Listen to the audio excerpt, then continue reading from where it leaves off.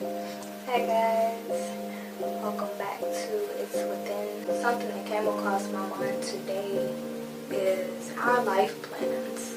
We all have ways that we want our lives to play out. We set these plans, these goals, and we visualize how we want our lives to play out for us. We never really stop to think to ourselves how our higher source or the universe or God, how they want our lives to play out. We get so carried away, we never really mention purposes. It's like we basically live life on a limited scale, but our life purpose, of course, is very extraordinary. It has no boundaries to it, it has no limit, but we set a limit on it whenever we try to do things on our own and plan things. But we never took our logic up to the level of, was I really put on earth to get a job, get money, get a car, and get an apartment?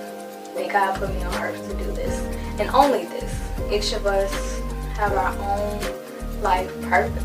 It's something that can only be found if we actually dig within and actually sit still long enough. But a lot of us are scared of sitting down for a long period of time because of how others will view us.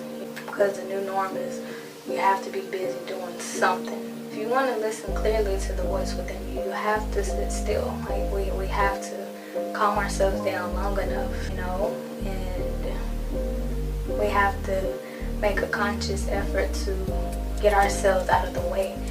We have to remember that our Creator and the universe is all-knowing.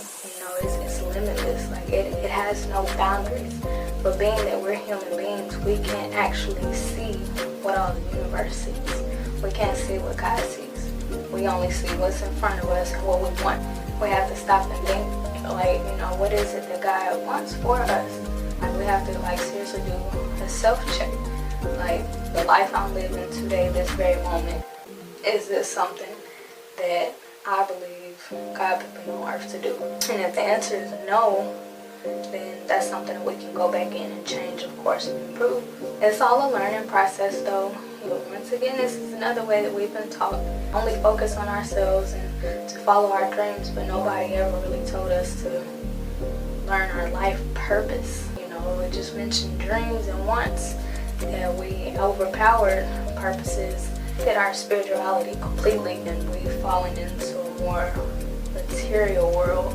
We've come to the point to where our cars and our apartments and our money is what gives us our value and our worth. And we neglect the whole fact that we're God's children, and that is beyond worth of all of that. But we get carried away because that's what the world glamorizes.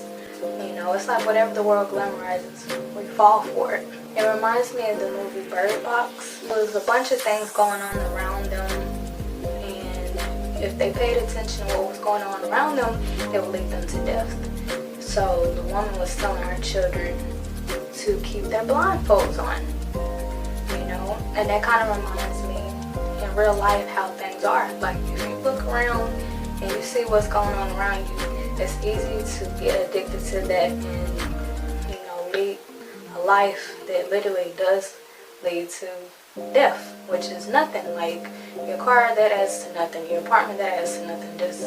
It adds no value to us spiritually. If we keep our blindfolds on and only focus on what's within us, it leads us to our salvation that we're looking for. It brings us that peace. It brings us that stability within. You reach security within here. Everything else around you, it pulls to you because we attract to us the energy that we put off. It's like a plant. We have to plant this seed within ourselves, which I would like to call those affirmations. We have to plant these affirmations in ourselves daily and conform to those and make our reality match that. That's the manifestation. We have to form that security within ourselves, and with it being on the inside, it automatically shows itself on our outside. And all we have to do is just reach our hand out to it and say yes, and there we go. But I just really made this video to compare our plans with God's plans for us. You know, we're all dream chasers. I used to be a dream chaser, and it took me a whole 9 years of running around in circles for me to get to the point where I'm like, look, God, I don't know what I'm doing. I don't know what I need to do in my life. I just don't know, because everything I thought I knew. So, you know, I think that's something we all can learn from. Just letting the divine forces take control and asking as many questions as we need to, of course, and being on the outlook for our answers. But that's pretty much it. I'll let y'all go. Y'all have a blessed day.